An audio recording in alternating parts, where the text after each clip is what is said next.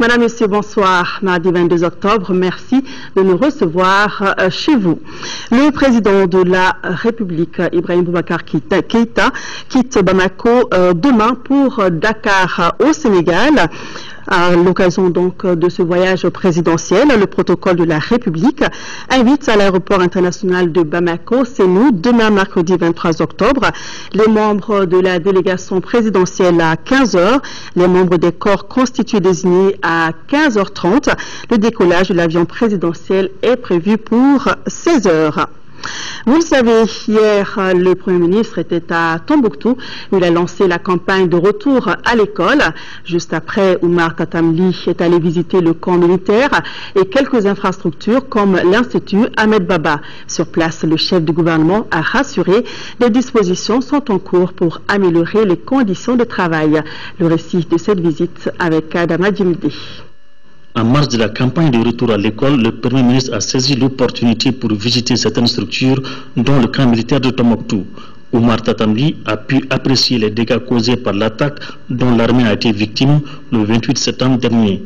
C'est un honneur et une fierté de recevoir des grandes autorités de la nation, telles que le Premier ministre accompagné de deux ministres.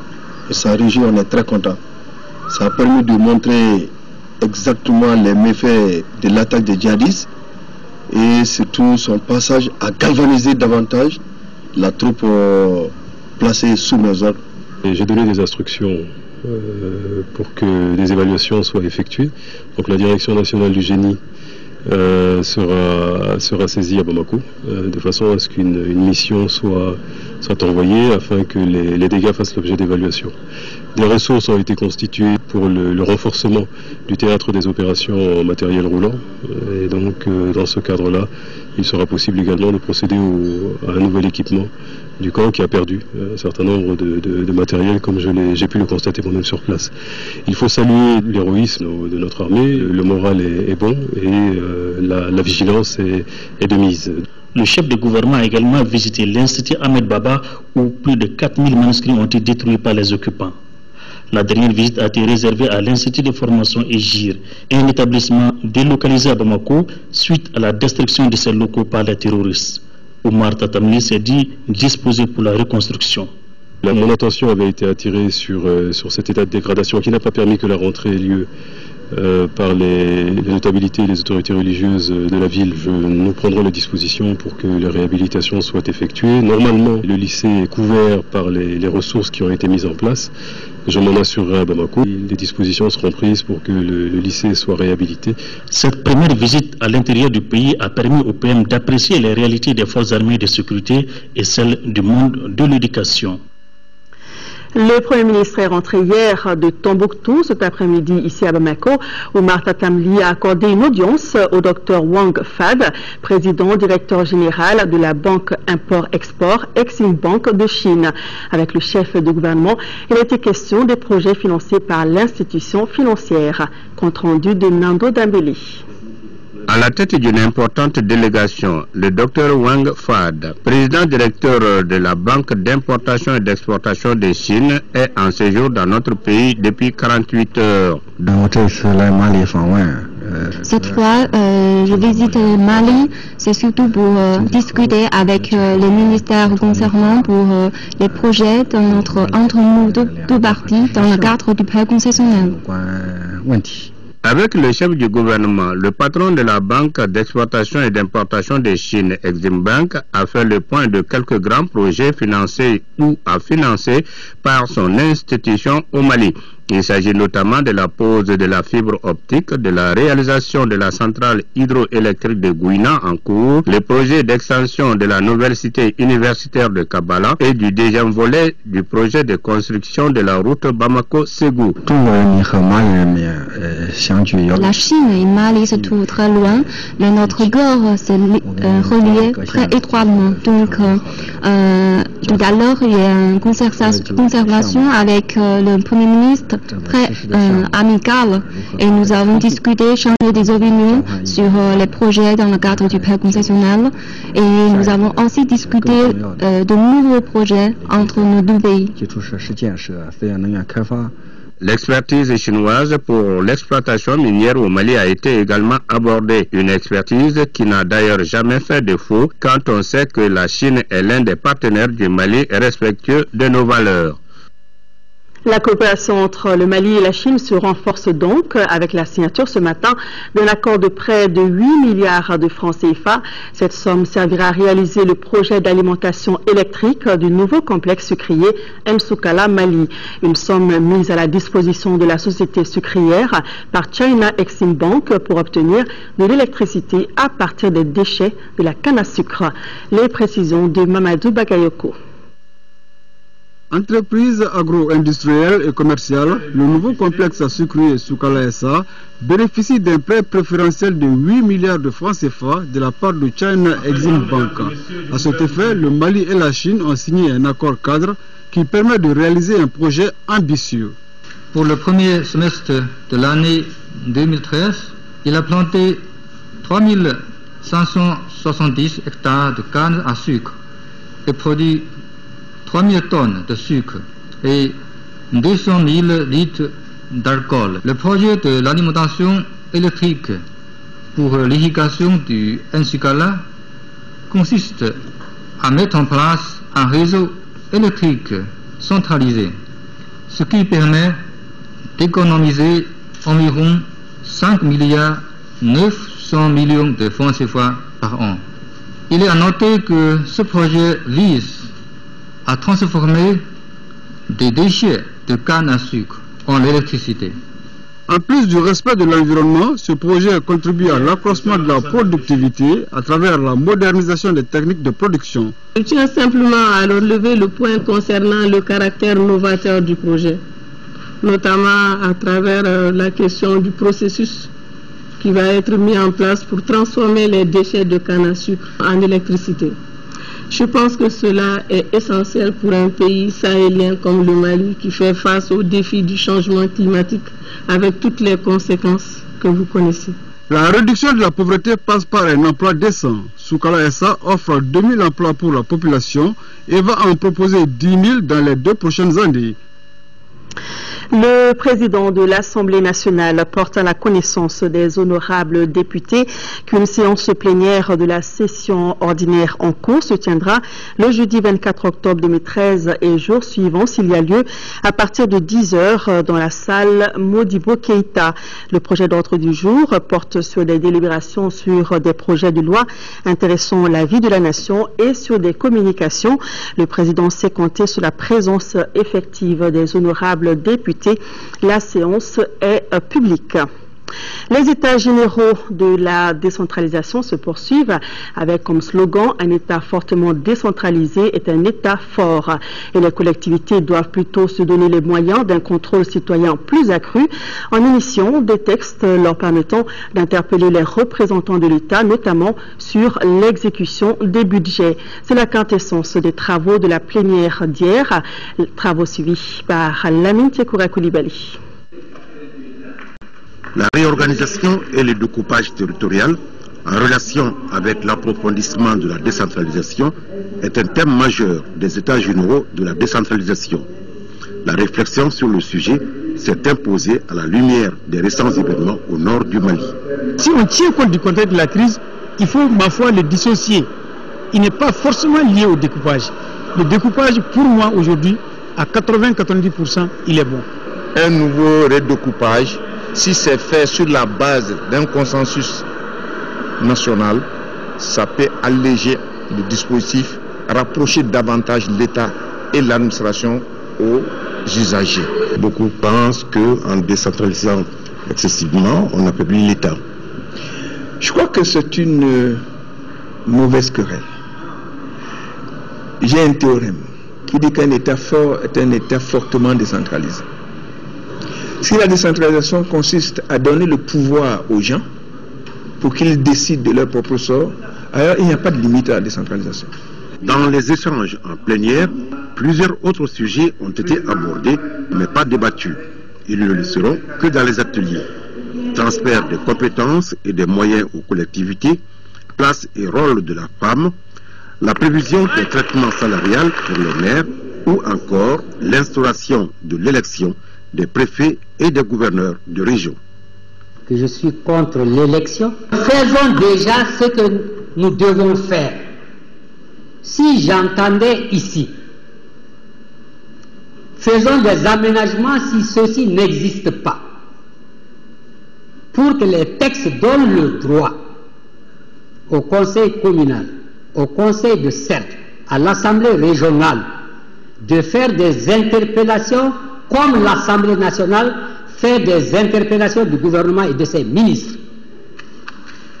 Essayons d'abord d'avoir des dispositions pour renforcer le contrôle citoyen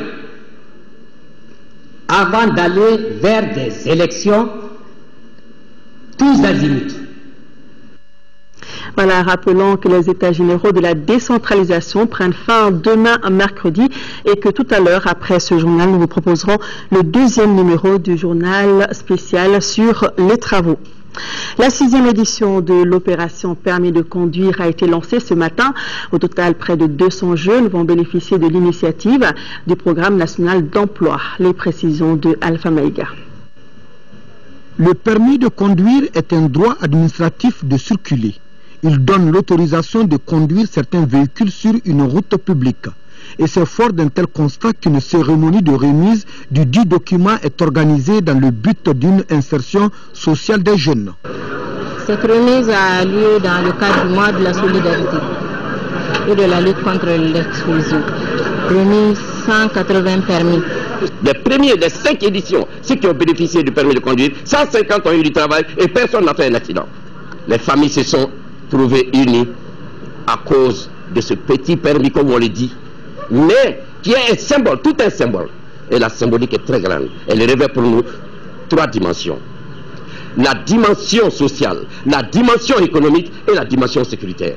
C'est pour la 6e fois que cette édition est tenue. Une initiative saluée par le département de l'emploi et de la formation professionnelle pour qui il s'agit là d'un espoir, toute une raison de croire en l'avenir. J'exhorte les bénéficiaires à faire bon usage de leur permis de conduire en respectant scrupuleusement les règles de conduite de la route. L'acte posé par le Programme national d'action pour l'emploi en vue de la réduction de la pauvreté n'est pas seulement le fait de prendre la route, mais de savoir partager la circulation avec les autres. La réduction du taux de chômage des jeunes à travers la création d'emplois dans les secteurs de production agro-silvo-pastorale. Il en a été question au cours de l'atelier sous-régional sur la formation technique et professionnelle liée aux filières économiques qui s'est ouvert ce matin ici à Bamako. Il est organisé par l'ONG ICO Coopération et regroupe une vingtaine de participants venus des ONG partenaires du Mali, du Burkina Faso, du Sénégal et du Bénin. Moussa Fane. Pour promouvoir des politiques publiques plus favorables à la formation professionnelle et à l'emploi des jeunes en milieu rural, l'ONG ICO veut mettre l'accent sur une nouvelle phase de développement aux côtés du gouvernement du Mali. Il s'agit de créer un lien entre le programme éducation et celui du développement économique et durable. Cette rencontre devra mettre tous les partenaires au même niveau d'information. Les actions seront très concentrées sur le développement des connaissances et compétences afin de contribuer directement au développement économique, à la création d'emplois pour tous, mais avec un œil spécial pour ceux qui souvent ont moins de chances et qui jouent un rôle important dans le développement économique, jeunes, les femmes et aussi les groupes marginalisés. Aujourd'hui, nous avons dit que dans le secteur éducatif, il faut faire un recadrage, une réorientation, une rectification du secteur éducatif vers le secteur économique. Pour le ministre en charge de la formation professionnelle, cette nouvelle orientation de ICO cadre bien avec la vision de son département.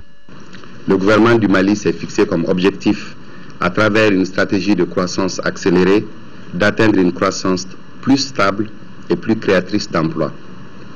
Cette stratégie de croissance, axée sur le secteur agro-silvo-pastoral et la diversification agricole, fait également de la formation professionnelle une des priorités du gouvernement.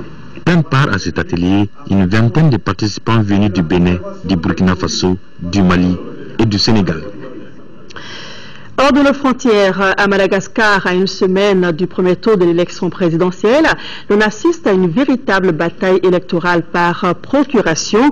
En effet, les deux principaux rivaux de la vie politique malgache, Ravalomanana et Rajouel, s'affrontent à travers les deux favoris de la présidentielle. L'un est médecin, l'autre homme d'affaires. Point commun, ils sont tous les deux d'anciens ministres.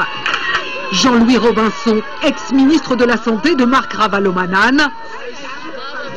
Hier, Radzonari Mampian, grand argentier d'Ange Rajouel. Deux inconnus sortis de l'ombre grâce au soutien de leurs anciens patrons. Amateurs de meeting à grand spectacle, hier Radzonari Mampian mise sur une jeunesse malgache qui avait espéré le changement au moment du coup d'État de 2009. C'est un jeune et il veut aider les jeunes. Moi je l'aime bien parce que dans son programme il promet de créer de l'emploi et ça me plaît. Création d'emplois, lutte contre la corruption, le candidat multiplie les promesses. C'est pourquoi je suis là, pour remonter un peu la situation et participer à la reconstruction de ce pays. Si vous êtes élu, monsieur Rajouel, sera quoi? Je sais pas, il faudrait lui demander. Moi en tout cas, si je serais élu, je serais président. Autre favori de cette campagne, Jean-Louis Robinson. Médecin au chevet d'un pays malade, le docteur Robinson promet des dispensaires, l'école gratuite, des infrastructures. Il fait le pari de rassembler les nostalgiques de l'ancien président destitué, Marc Ravalomanana. Marc Ravalomanana aurait dû finir son mandat. On veut notre revanche, mais d'une manière démocratique. C'est lui la solution qui va nous faire revenir notre père, Marc Ravalomanana. Car à l'unanimité dans la foule, c'est Ravalomanana qu'on réclame. Dad en exil en Afrique du Sud. Il a eu Dad, mais bon, Dad ne peut pas venir. Et quel sera son rôle en cas de victoire? Peut-être un rôle de conseiller. À chaque candidat, son mentor. Alors va-t-on assister à un duel par personne interposée? Pas sûr. Les Malgaches pourraient surprendre et choisir des candidats qui n'ont rien à voir avec les crises du passé. Place à l'actualité dans le monde, en bref, avec 4 sujets. En Californie, des poissons vivant à 900 mètres de profondeur ont été retrouvés morts au large, sans qu'on le sache comment. La Birmane Aung San Suu Kyi a enfin reçu son prix de la liberté de penser qu'elle avait obtenu en 1990. En Syrie, le président Bachar al-Assad a annoncé qu'il se représenterait à la présidentielle de 2014. Et tout de suite, les images terrifiantes de l'attentat suicide commis hier par une passagère dans un bus en Russie et qui a fait 6 victimes. Attentat meurtrier dans un bus à Volgograd, dans le sud de la Russie. Au moins 6 personnes ont été tuées en plus de la kamikaze. Les témoins ont d'abord pensé à l'explosion d'une bonbonne de gaz, mais très rapidement, l'enquête de la police s'est orientée vers l'hypothèse d'un attentat à la bombe. L'attaque aurait été menée par une femme récemment convertie à l'islam. Les enquêteurs évoquent le nom de l'épouse d'un dirigeant islamiste daguestanais. Le chef de l'État syrien Bachar el-Assad veut se présenter à la présidentielle de 2014. C'est ce qu'il a déclaré lors d'une interview à la chaîne libanaise Al-Mayadin. Le raïs syrien s'en est pris aux frères musulmans, composante de l'opposition syrienne. C'est un groupe terroriste et opportuniste, a-t-il dit. Bachar el-Assad a d'ailleurs porté un coup dur à la proposition russo-américaine de tenir une conférence de paix en novembre, affirmant que les conditions n'étaient pas encore réunies pour garantir le succès d'une telle négociation. Aung San Suu Kyi reçoit enfin son prix Sakharov, ce prix de la liberté de penser. Elle l'a reçu en 1990, mais à l'époque assigné à résidence par la junte militaire au pouvoir en Birmanie, elle n'avait pas pu venir le récupérer.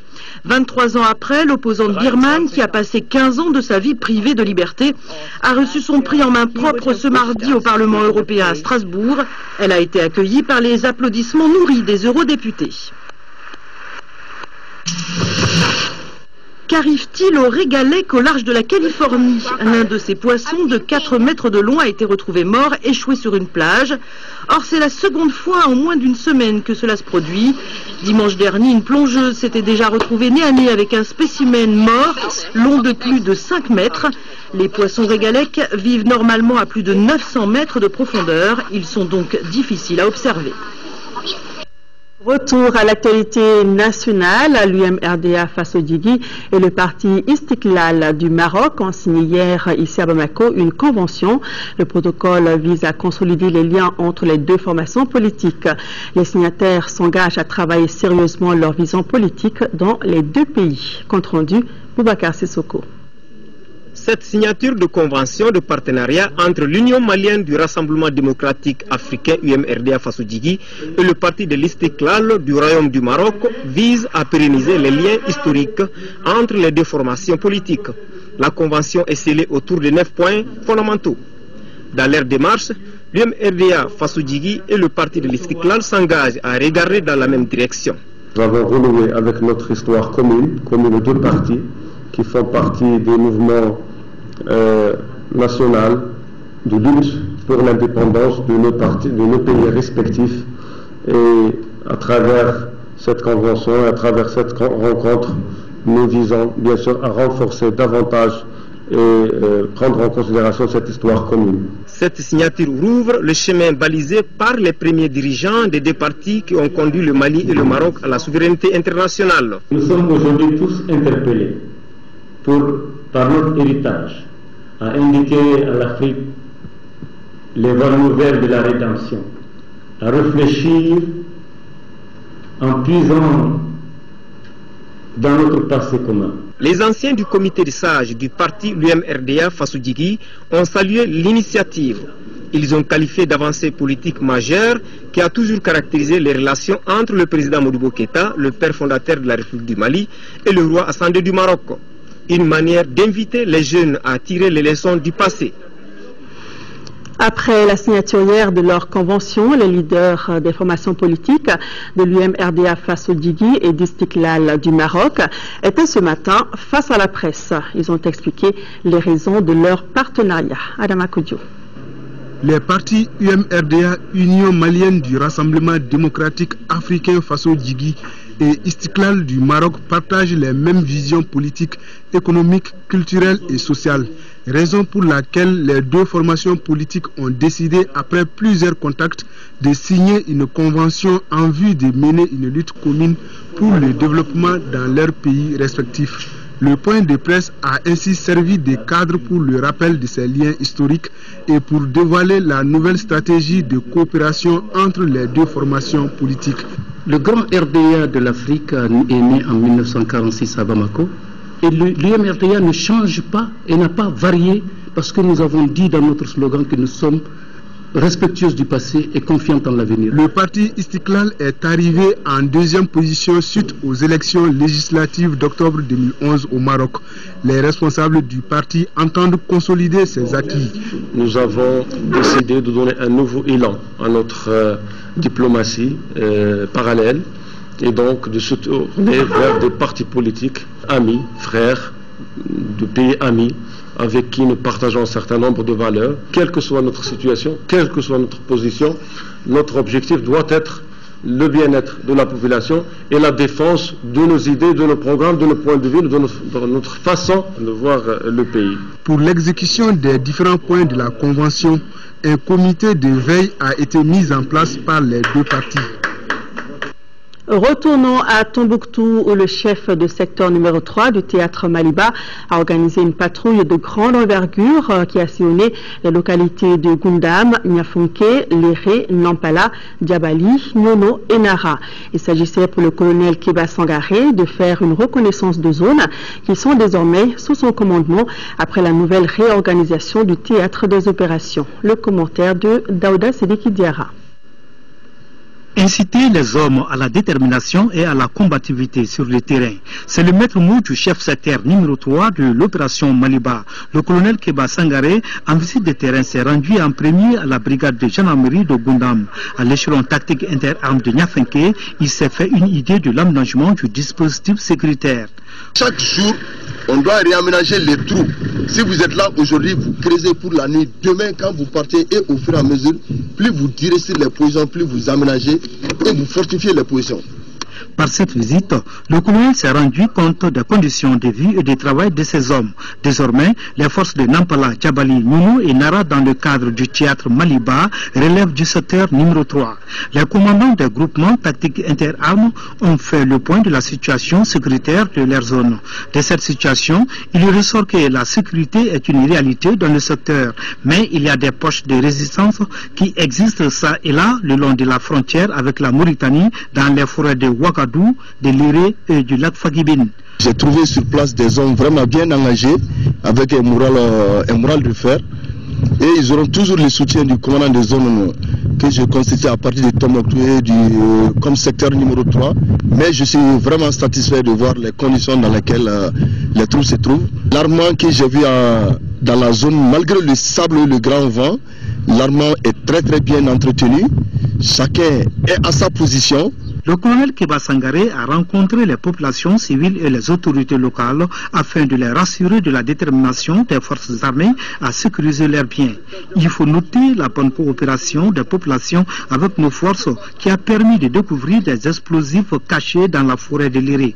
Ces engins de mort ont été détruits par une équipe du génie militaire. Auparavant, des djihadistes étaient venus pour récupérer ces explosifs, mais ils ont été mis en déroute par l'armée malienne. En 5e région, l'ONG Yak Tour de Bandiagara a lancé son projet au profit de 4 groupements féminins pour plus de 28 millions de francs CFA financés par le Fonds européen de développement. Le projet devra améliorer les conditions de vie des femmes. Reportage de Moustapha Doumbia.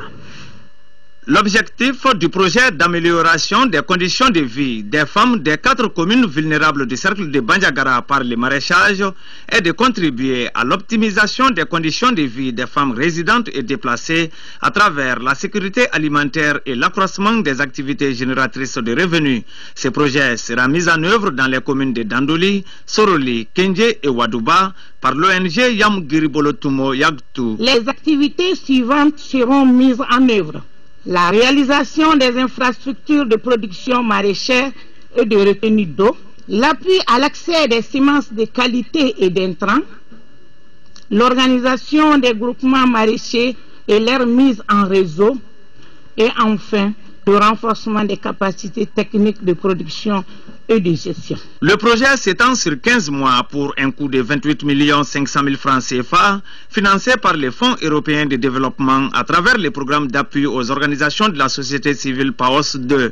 Plus de 600 membres des 4 groupements féminins des communes bénéficiaires sont directement concernés par les activités du projet. Les temps sont durs, mais les actions d'accompagnement et d'appui de ce genre donnent l'espoir et permettent à chacun de nous de croire à un lendemain meilleur. Ce projet répond à un double besoin d'accès à l'eau et aux intrants, ainsi qu'aux besoins de semences. Ce projet permettra, j'en suis sûr, de contribuer à l'amélioration de la sécurité alimentaire à travers l'augmentation significative des revenus des femmes.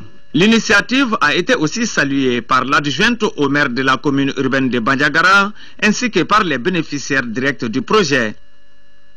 Revenons dans la capitale où s'est tenue la première assemblée régionale des sociétés coopératives d'habitation du district de Bamako et de Koulikoro.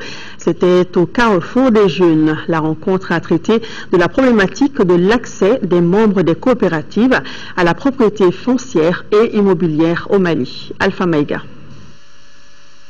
Ces travaux marquent les assises de la première conférence régionale des sociétés coopératives d'habitation du district de Bamako et de Koulikoro. L'Assemblée générale vise à mettre en relief les contraintes à l'accès à la propriété foncière.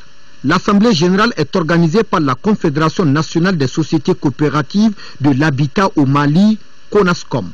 Les activités menées sont entre autres le plaidoyer lobbying auprès des autorités, la formation, le renforcement des capacités, les assemblées d'information. Trouver les voies et moyens pour redynamiser les organes, rechercher les financements pour l'habitat social et la réalisation des maisons sociales au Mali, ce sont là les objectifs visés par la CONASCO. Les perspectives, l'obtention des taux sur les taxes de logement, la suppression des ajouts auprès des institutions bancaires et des microfinances au profit des coopérateurs, la mise en place d'épargne innovant au sein du mouvement coopératif, la recherche de partenariats pour la construction de logements. Créée il y a un an, la Confédération compte aujourd'hui 9 unions. Certains pèlerins sont déjà de retour à Bamako pendant que le séjour des pèlerins maliens de la filière gouvernementale se poursuit à la Mecque. En attendant la phase de retour qui commence ce vendredi 25 octobre, l'encadrement a organisé une série de prêches sur le comportement du pèlerin. Certains prêcheurs nous parlent ici de la portée de ces prêches. Ils sont interrogés par nos envoyés spéciaux, Elhaj Abdraman Keita, Brema Touré, Niaza Koulibaly, avec l'assistance de Elhaj Belkodi. Nous savons que le pèlerinage est le 5e pilier de l'islam, c'est vrai, mais son accomplissement consiste à affermir la foi du croyant. Et ceci étant, nos compatriotes ayant payé tant d'argent pour venir accomplir ce devoir religieux, nous devons de les accompagner même au-delà de son accomplissement. Et cet accompagnement, en quoi ça consiste? C'est les aider à se comporter après le pèlerinage, c'est-à-dire comment doit être la future Hadja. Nous avons beaucoup insisté sur la morale, l'honnêteté, et l'amour du prochain, l'amour de la nation. On quitte le mont Arafat blanchi de tous ses péchés. Donc il est important de garder cet état pur que nous avons pu avoir après le Hajj. Et donc il faut leur expliquer le comportement à tenir après le Hajj. Mais aussi il faut leur expliquer que les quelques jours qui nous restent ici, avant donc que nous prenions notre vol, on peut encore profiter pour avoir beaucoup de hasanat. C'est une manière de raffermir encore davantage leur foi et de permettre qu'ils aient une ascension spirituelle et de maintenir aussi leur état pur qu'ils ont gagné après le Hajj. Voilà, les pèlerins de la filière gouvernementale rentreront à partir de ce vendredi 25 octobre. Save the Children publiera demain à Sikasso son rapport sur la lutte contre la mortalité infantile, un rapport qui place le Mali à la 20e position sur les 34 pays classés. En marge de ce lancement, il y aura un marathon pour les enfants. Pour plus de détails, écoutons le directeur pays de Save the Children, Raphaël Sindaï. Il est au micro de Abdul Karim Kaba. Ce rapport fait une analyse et essaye de voir à partir de l'année 2000 jusqu'à l'année 2012 quels sont les progrès qui ont été faits, et à 3 ans de la fin de la période fixée qui est 2015, qu'est-ce qui reste encore à faire. Ce rapport-là va être lancé, et en marge de ce rapport-là, Save the Children dans le monde entier a organisé ce que nous appelons le marathon, la course pour la survie. Et là, la course pour la survie, c'est véritablement, les enfants vont courir à Sikasso 42 km, le marathon. Et c'est ici, si vous voulez, Save the Children essaye de donner la voix, d'accompagner les enfants qui eux-mêmes vont crier, vont dire, voilà, nous avons vu, nous avons apprécié que le monde s'est soucié de la survie de l'enfant. En 2012, le monde a fixé des objectifs de la réduction de la mortalité infantile. Et là, ils se sont dit, on va arriver à 20 pour 1000. Voilà, Save the Children qui sera demain à Sikasso. C'est donc tout pour ce journal. Merci de votre attention.